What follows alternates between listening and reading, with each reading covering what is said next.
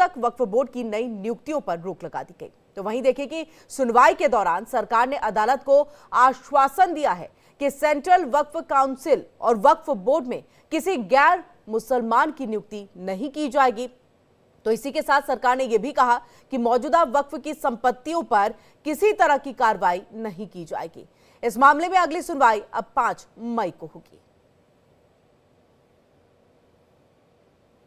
जितने अमेंडमेंट सरकार ने उसमें लाए थे, हमने उसकी मुखालिफत की और हमने डाइसेंट रिपोर्ट दिया। पार्लियामेंट में भी मैंने उस पूरे बिल की मुखालिफत की। तो ये कहना कि मैं दूसरे बिल के प्रोविजंस को मान लूंगा, ये सवाल पैदा नहीं होता। हम पूरे उस बिल को उस एक्ट को अनकॉन्स्टिट्यूशनल मानते हैं और ये आर्टिकल 25, आर्टिकल 26, 14 और 15 और 29 का ग्रेव वायलेशन है। ये हम पहले से ही बोलते आए और आज फिर आपके सामने रिपीट कर रहा हूँ। माननीय उच्चतम न्यायालय ने जो आज अंतरिम रिलीफ दिया है उसके लिए माननीय उच्चतम न्यायालय का बहुत शुक्रिया। और वो सारे पॉइंट जो हमने पिटीशन में रखे थे, जो हमने पार्लियामेंट में उठाए थे, उसको ज्यादातर को माननीय उच्चतम न्यायालय ने संज्ञान लिया, कंसीडर किया। और आज जो रिलीफ है वो ये दर्शाती है कि ये कानून कहीं ना कहीं संविधान के खिलाफ बना है। जो अमेंडमेंट्स हैं उसमें कई सारे पॉइंट ऐसे हैं जो पूरी तरह से संविधान को मटिया मेट करने वाले थे।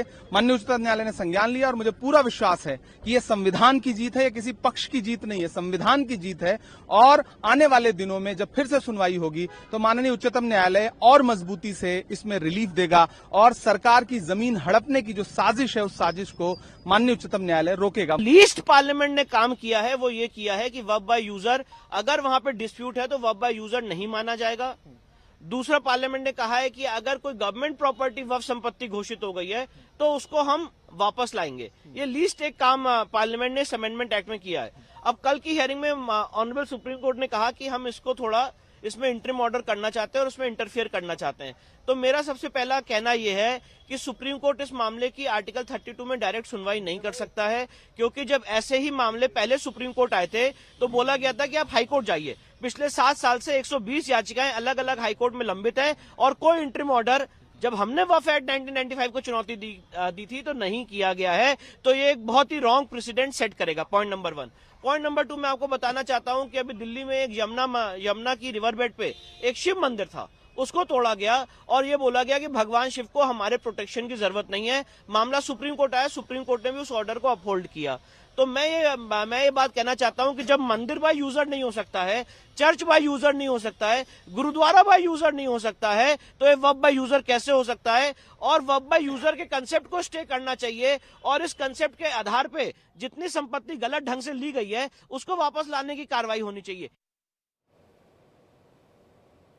वक्फ पर सुप्रीम कोर्ट में अगली सुनवाई 5 मई को होगी। तो वहीं हमारी संवाददाता ममता भारद्वाज ने लोगों से बातचीत की है। आइए देखते हैं लोग इस फैसले को लेकर के क्या कुछ कह रहे हैं।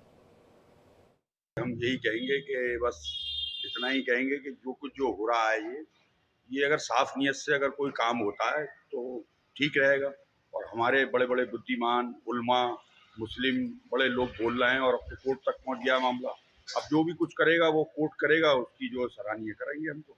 और जो कोर्ट करेगा, सरकार की अगर साफ नियत से कोई काम होता है तो उसका हम धन्यवाद करेंगे। मैं केंद्र सरकार का बहुत बहुत धन्यवाद आभार प्रकट करता हूं कि उन्होंने वक्फ बोर्ड कानून बनाकर ऐसा कानून जो कई वर्षों से इंतजार कर रहा था कांग्रेस के राज्य में, जिन्होंने वक्फ बोर्ड के नाम पे अवैध संपत्तियों के इकट्ठे की है।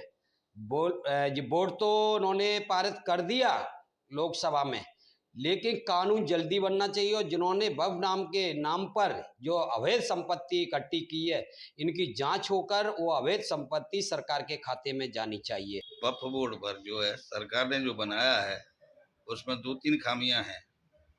पहली खामी ये है कि उसमें हिंदू नहीं होनी चाहिए कमेटी में। अगर हिंदू होंगे तो मुसलमानों के संग ज़्यादा व्यवहार नहीं कर पाएंगे अच्छी तरह। जो 2 हिंदू होंगे 15 वो होंगे तो वहाँ फिर सही हिसाब नहीं बैठ पाएगा। लेकिन जो भी कानून है, जिस तरीके से सरकार के समर्थन में इसको इस कानून के लिए समर्थन सरकार को मिला है वो वास्तव में सराहनीय कार्य है। और आगे हम उम्मीद भी यही करेंगे कि सरकार के पक्ष में अगर यहाँ वोटिंग हुई है और सरकार पक्ष में अगर विधेयक को लेके बात हुई है, कानून पारित करने के लिए बात हुई है, तो वो कुछ अच्छा ही सरकार ने सोचा होगा, तो उम्मीद करेंगे सरकार को अच्छा ही इस पे कार्रवाई करेगी।